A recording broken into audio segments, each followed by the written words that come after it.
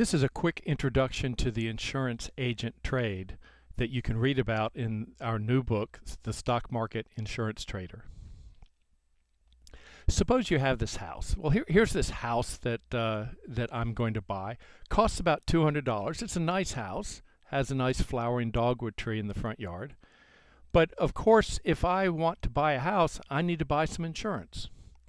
So I'm going to buy this $200,000 house, and I'm going to buy some insurance for $2,000 a year, and if the house is destroyed, I'll get $200,000. This is my insurance agent. She's going to insure my house for $200,000, and when she sells me the insurance, she receives the $2,000 premium. But if the house is destroyed, she's out $200,000. So she decides she's going to insure my house, and she'll sell me the insurance and get the $2,000. And if the house burns, she's out $200,000. But what she decides to do is she's going to offload half of the risk. She's going to buy some insurance for herself for any loss beyond $100,000.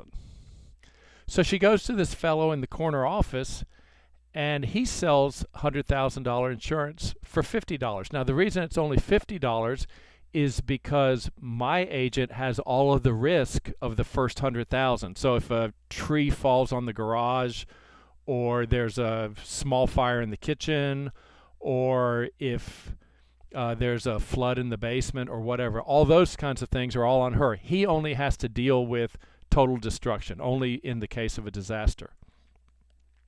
So let's look at the math. If Phyllis insures my house for $200,000 and receives a premium of $2,000 a year, the return on her risk is 1%.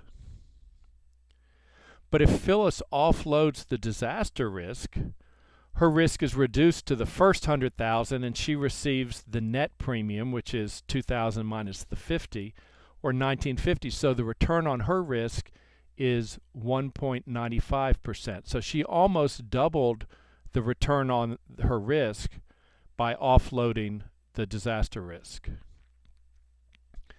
So Phyllis decides that she can offload more risks. That is, she can keep the first $50,000 in her kit and offload $150,000 to the guy in the corner office for $250 a year.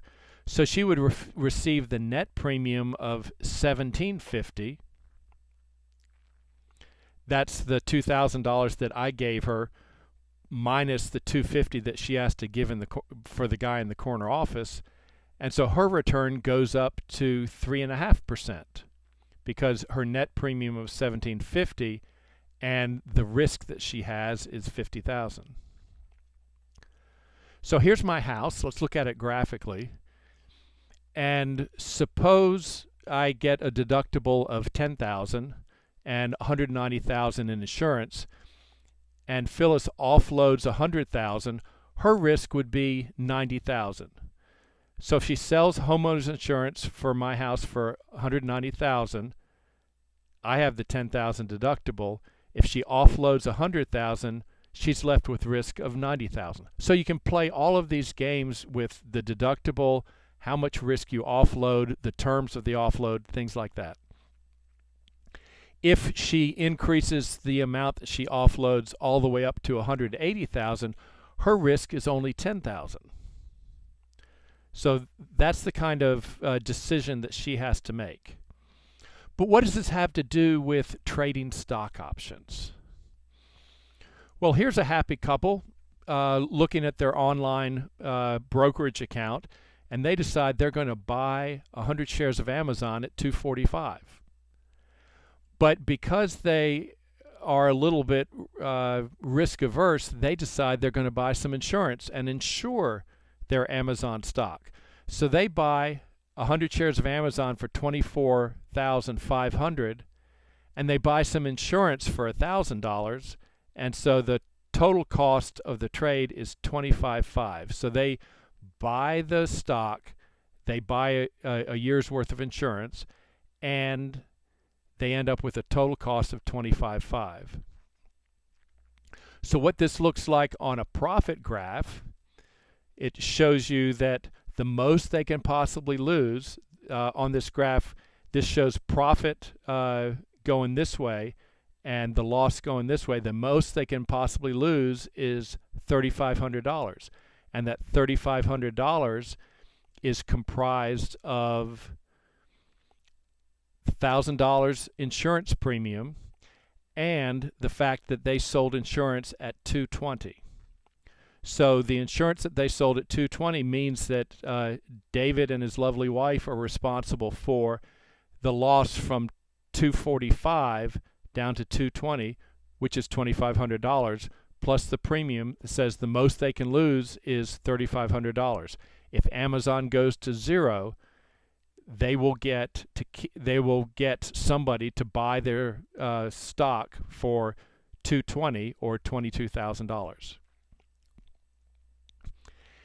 Here's a fellow in a rockin' a purple spotted coat. He's sitting in a local Starbucks, and he is an insurance trader for the stock market. And so he's the guy that sells that January 220 put for $1,000.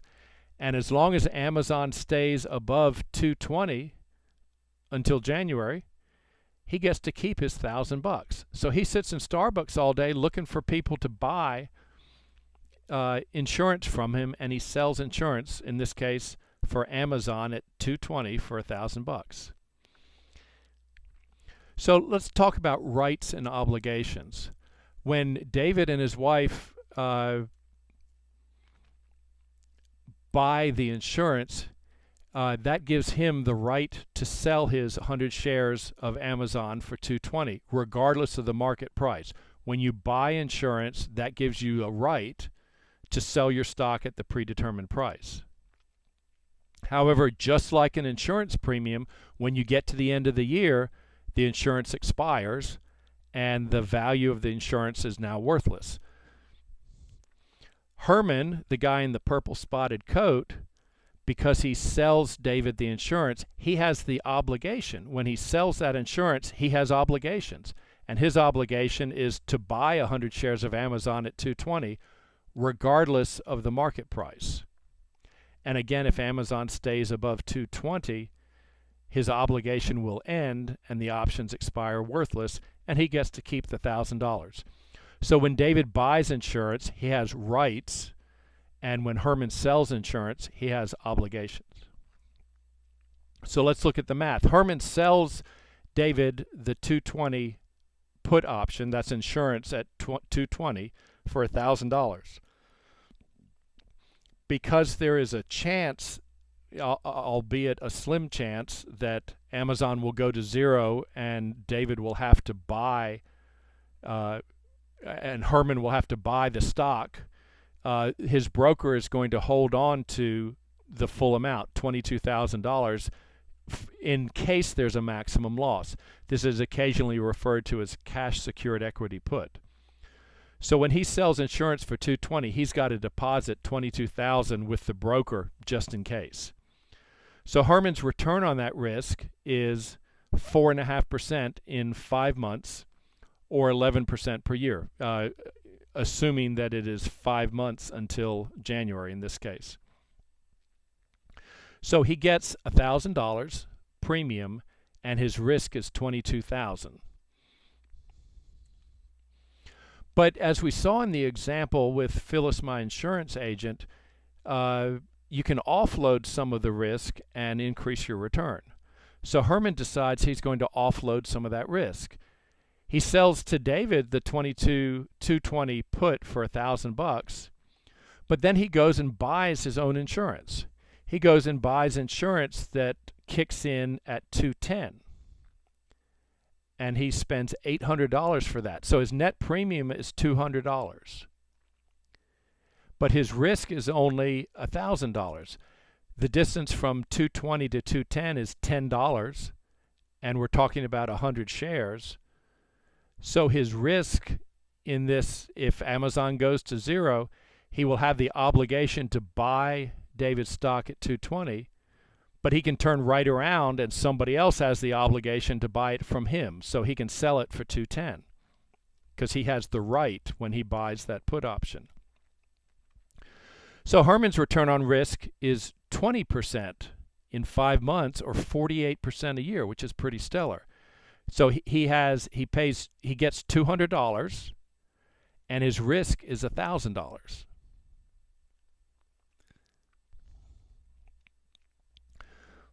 But Herman can reduce his risk even further.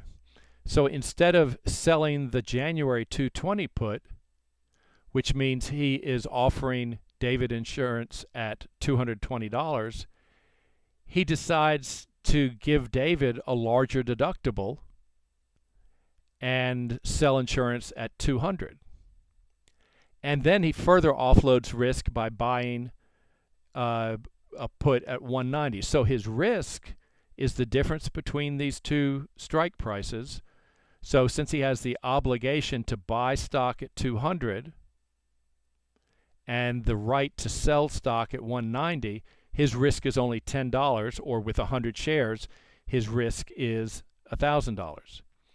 The net premium is $100, so the return on his risk is 10% in the 5 months until January, or 24% per year. So here are his choices. He can sell the Amazon put, sell David some insurance at $220, and he can get an annualized return of 11%. He can sell insurance at $220 and offload at $210, and that gives him an annualized return of 48%.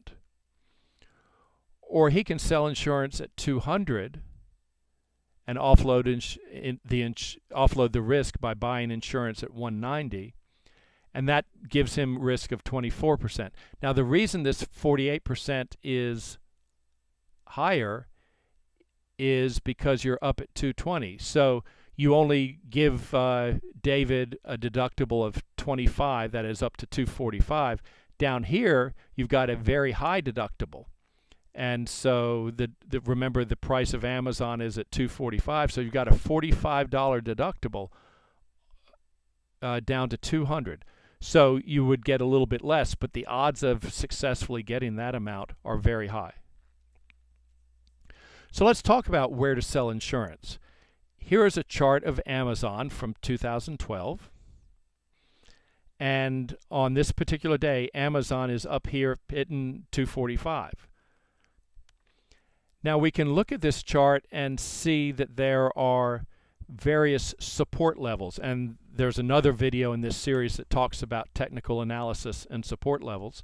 But we can see that on this day here, the stock went up to 230 and fell back down. And then on this day here, it reached up to touch 230. And on this day here, it fell down to touch 230. And all those touches of the 230 range, maybe 229-ish, lead to a support level. We've seen 3 times the stock bounced on either side of 230. So there's a support level. This red line here is a 20-day moving average, which also provides a level of support. Also, we saw along here 4 days in a row we were sitting up at 238 or something. So all of those price levels provide a level of support. This green line is a 50-day moving average that tends to provide some support. So we could sell some insurance down here at 220, which we saw, and the object is to be below several levels of support because you want the stock to stay up when you sell insurance down here. Or you could go all the way down here to 200, which is way, way down here. And remember, we saw that we could make 24% even if we sold some insurance down here at 200. So watch the video on technical analysis, learn more about support levels, and understand why you can sell some insurance down here at 220 or even all the way down to 200.